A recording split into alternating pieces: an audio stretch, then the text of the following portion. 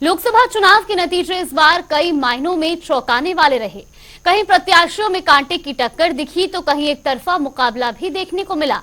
लेकिन हरियाणा में एक सीट ऐसी भी है जहां परिवार के ही लोग एक दूसरे के खिलाफ मैदान में दिखे। ये रिपोर्ट देखिए।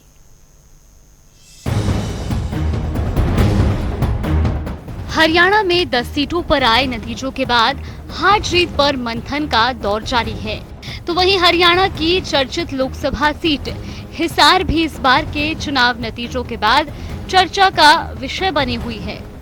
दरअसल हिसार से इस बार चौटाला परिवार के भी 3 सदस्य चुनावी मैदान में थे, लेकिन इस बार देश के पूर्व उप प्रधानमंत्री देवीलाल के परिवार के इन तीनों सदस्यों को भी हार का सामना करना पड़ा।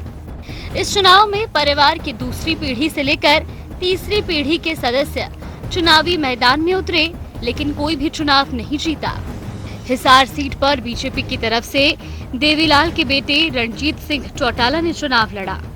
इसी सीट पर इनेलो से सुनैना चौटाला और जेजेपी की तरफ से नैना चौटाला मैदान में थी।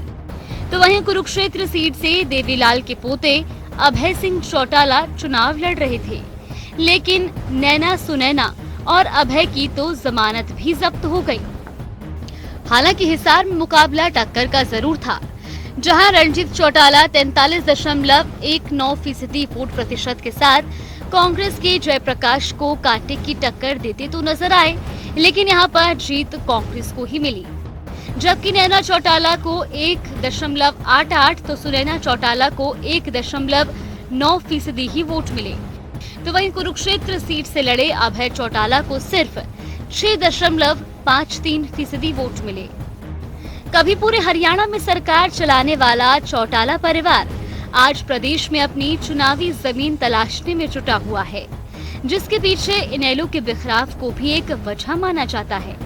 लेकिन इस बार के चुनावी नतीजों के बाद अब अपने जनाधार को मजबूत करने के लिए सभी अपने अपने स्तर पर जुट गए हैं। न्यूज डेस्क, जनता टीवी।